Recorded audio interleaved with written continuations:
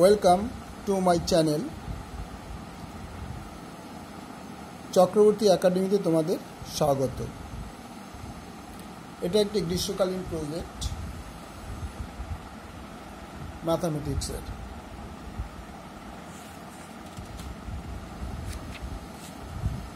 এটা Ghola girls high স্কুলের HS mathematics project, name Sayanti Debnath, class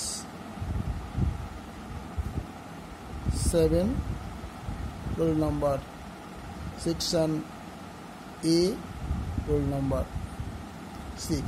এই নামগুলি তোমরা তোমাদের যার যার নাম আছে, যার যার স্কুলের নাম আছে সেই নামগুলি দেবো। আমি কিন্তু একটা স্কুলের নাম দিয়ে লিখেছি, তোমরা তোমাদের যে যে স্কুলের নাম আছে সেই নাম লিখবে।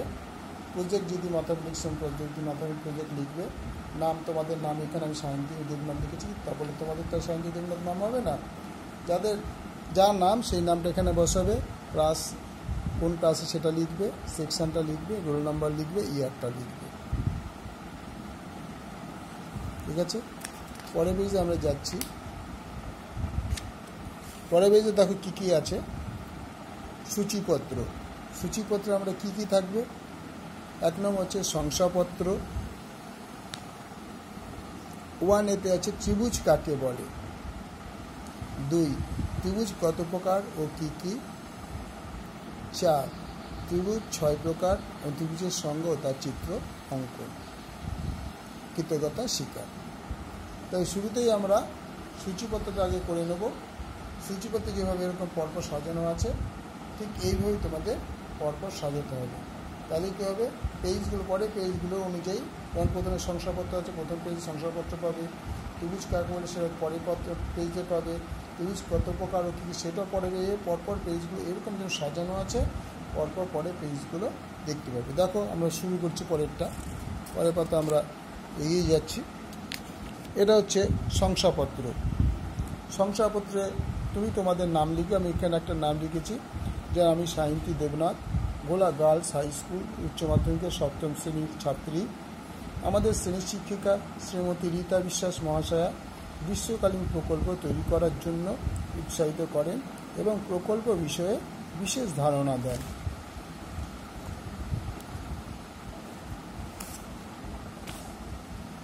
তিনি আমাদের ত্রিভুজের সংজ্ঞা ও ত্রিভুজের শ্রেণীবিন্যাস এবং প্রতিটি ত্রিভুজের চিত্রসহ বর্ণনা করার কাজ দিলেন। তিনি আমাদের প্রকল্প বিষয়ে সহযোগিতা করেন। বিদ্যালয়ের নাম, তোমাদের স্কুলের নাম লিখবে, তারিখ দেবে। আমি এখানে তারিখ দেইনি, তোমরা কিন্তু তারিখ অবশ্যই যখন যেদিন জমা দেবে সেই তোমাদের তারিখ দেবে। এবার আমরা পরের পেজে যাচ্ছি। তো শংসাপত্র আমাদের এখানে হয়ে গেল। পরের পেজে আমরা দেখো ত্রিভুজ কাকে বলে। 3টে বাহু দ্বারা সীমাবদ্ধ সমতলী ক্ষেত্রকে ত্রিভুজ বলা হয়। ত্রিভুজ কত প্রকার ও কী কী। বাহুভেদে ত্রিভুজ 3 প্রকার এবং কোণভেদে ত্রিভুজ 3 প্রকার। বাহুভেদের ত্রিভুজগুলি হল 1 সমবাহু ত্রিভুজ, 2 সমদ্বিবাহু ত্রিভুজ, 3 বিষমবাহু ত্রিভুজ। আবার কোণভেদে ত্রিভুজগুলো হলো 1 নম্বর সূক্ষ্মকোণী ত্রিভুজ, স্থূলকোণী ত্রিভুজ ও সমকোণী ত্রিভুজ। পরে প্রশ্নে আসছে সমদ্বিবাহু ত্রিভুজ কাকে বলে। যে ত্রিভুজের 3টি বাহুই সমান এবং কোণ 3টিও সমান তাকে বলা হয় সমবাহু ত্রিভুজ। দেখো এইটা 4 সেমি, এটাও 4 সেমি, এটা 3টে বাহুই সমান আর 3টি কোণই 60 ডিগ্রি, তাহলে একে আমরা বলছি সমবাহু ত্রিভুজ। পরে পাতায় যাচ্ছি। তোমরা এগুলো ভালো করে দেখে নেবে। যে ছবিগুলো অনেকে একটা কথা বলে রাখি, এখানে আমি পেন্সিল দিয়ে স্কেচ করে দিয়েছি, ওটা অনেক সময় অনেক জায়গায় হয়তো আর্ট পেপারে এই ত্রিভুজ তৈরি করে এখানে সাটিয়ে দেওয়ার কথা বলা হয়, তোমরা সেটা বুঝে দেখে নেবে। পরের পেজে আমরা যাচ্ছি।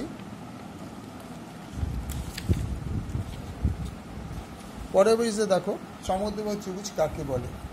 যে ত্রিভুজের বিপরীত বাহু দুটি সমান বাহু দুটি সংলগ্ন কোণ দুটি সমান হলে তাকে সমদ্বিবাহু ত্রিভুজ বলে। তাহলে এবিসি বাহুটি সমদ্বিবাহু ত্রিভুজ। দেখো এবি আর এসি সমান, তাহলে যেহেতু এই দুটো বাহুই সমান তাহলে এরা সমদ্বিবাহু ত্রিভুজ। পরের প্রশ্নে আসছি বিষমবাহু ত্রিভুজ কাকে বলে। যে ত্রিভুজের 3টি বাহুই অসমান পরস্পর তাকে বলা হয় বিষমবাহু ত্রিভুজ। দেখো এবিসি একটা ত্রিভুজ অঙ্কন করা হয়েছে, ত্রিভুজে কিন্তু কোনো বাহুই সমান নয়। এবি বাহুটা 3.5 সেমি, এসি বাহুটা 5 সেমি, আর বিসি বাহুটা 5.5 সেমি। তা বুঝলে বিষমবাহুটা কীভাবে? তোমরা যেভাবে এই ছবিগুলো যেমন আমি এঁকে দিয়েছি, ছবিগুলো কিন্তু তোমরা এঁকে দেবে, বা যদি স্কুল থেকে বলে যে এখানে আর্ট পেপারে কালার শিট লাগাও, এইভাবে ত্রিভুজ কেটে লাগিয়ে দেবে। ওকে, পরের পেজে আমি যাচ্ছি। আবার পরের পেজে দেখো, আগে আমরা যেগুলি করলাম সেগুলো হচ্ছে বাহুভেদে ত্রিভুজ। এবার আসলো কোণভেদে ত্রিভুজ। যেমন সূক্ষ্মকোণী ত্রিভুজ কাকে বলে?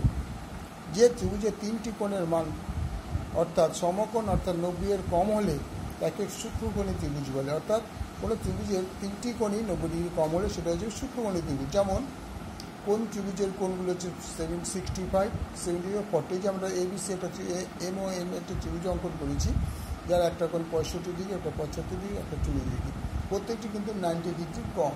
তাহলে 90 ডিগ্রি কম কোণ হলেই তাকে আমরা বলবো সূক্ষ্মকোণ। তাহলে এমওএন হচ্ছে একটা সূক্ষ্মকোণ। পরে প্রশ্ন আসো স্থূলকোণ। যে ত্রিভুজের একটি কোণ স্থূলকোণ অর্থাৎ 90 ডিগ্রি অপেক্ষা বড় তাকে বলা স্থূলকোণী ত্রিভুজ। অর্থাৎ অ্যাঙ্গেলটা 90 ডিগ্রি বেশি হবে, 91 হলে চলবে, এর থেকে 189 হলে চলবে, কিন্তু এটা স্থূলকোণ চলবে। তাহলে এ বি সি একটি স্থূলকোণী ত্রিভুজ। তারপর হচ্ছে সমকোণী ত্রিভুজ কাকে বলে? যে ত্রিভুজের একটি কোণ সমকোণ অর্থাৎ 90 ডিগ্রি তাকে সমকোণী ত্রিভুজ বলে। যেমন পি কিউ আর একটি সমকোণী ত্রিভুজ। এটা দেখো, পি কিউ আর একটি সমকোণী ত্রিভুজ। পি কিউ হচ্ছে লম্ব, পি আর হচ্ছে অতিভুজ, আর কিউ আর হচ্ছে ভূমি। এর একটা অ্যাঙ্গেলটা হচ্ছে তোমার 90 ডিগ্রি। এই 90 ডিগ্রি হলে সেটা একটা সমকোণী ত্রিভুজ। পরের পেজে আমরা যাচ্ছি।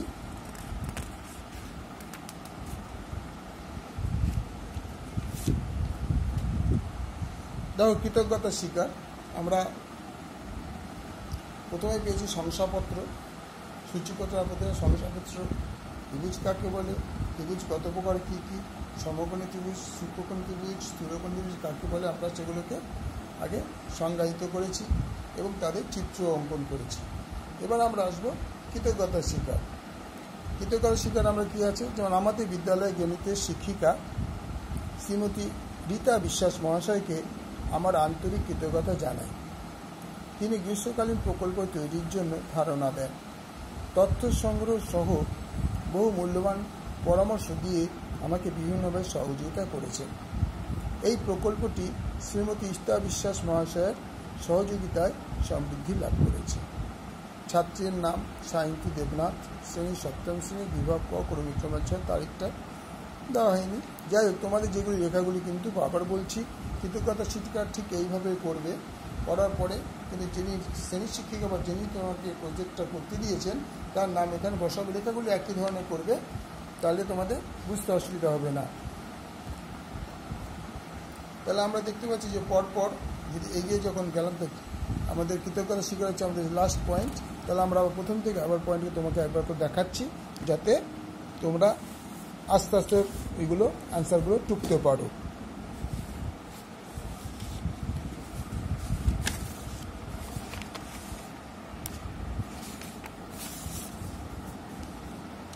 দেখো আবার প্রথম পরপর তোমাদের সাজিয়ে দিচ্ছি আমি, এগুলো করবে তোমরা। কীভাবে লিখ ফ্রন্ট পেজ, এটা তারপরে পেজ এটাতে চলে আসবে। এরকম চেয়ার এরকম লেখা, যেরকম লেখা আছে এই নাম লিখবে, তোমাদের নাম লিখবে।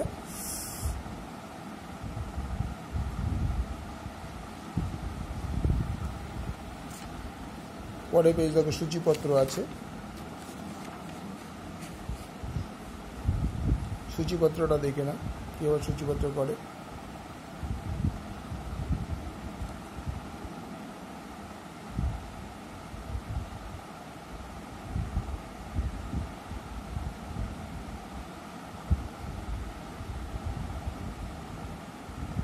তারপরে পেজে শংসাপত্র, তারিখটা তোমার আমি আমার যেইটা নিজেই দিতে পারি।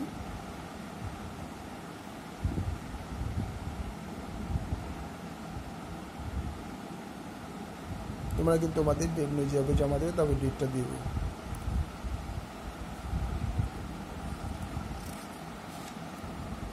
তারপরে পেজ দেখো, এগুলো তোমাদের একটু দেখতে হবে, কারণ একটু পজ করে দেখতে হবে। আমি যাকে তোমাদের টাইম দিচ্ছি, পজ করে করে দেখতে পাবে।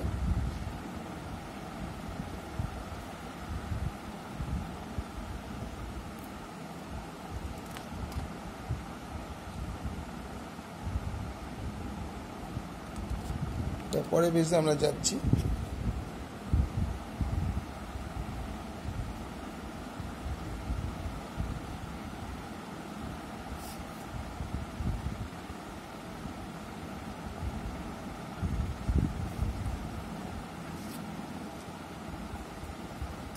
নেক্সট পেজ,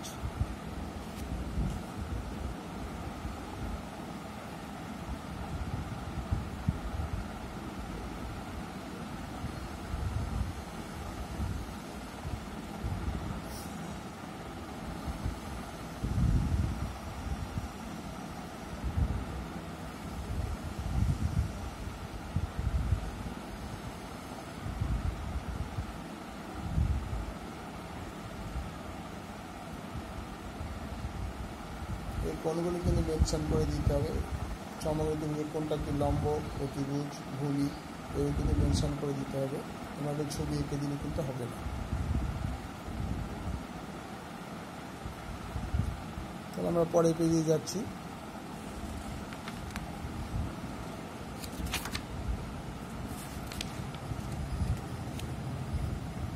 পরে পেজে দেখো, এটাও ইম্পর্টেন্ট, কৃতজ্ঞতা স্বীকারটা অবশ্যই দরকার হয়। প্রথমে যে শংসাপত্র দেওয়ার প্রয়োজন হয়, কৃতজ্ঞতা স্বীকারও এখানে বলতে হয়। ঠিক আছে, ওকে। ভালো লাগলে লাইক করবে, শেয়ার করবে, সাবস্ক্রাইব করবে।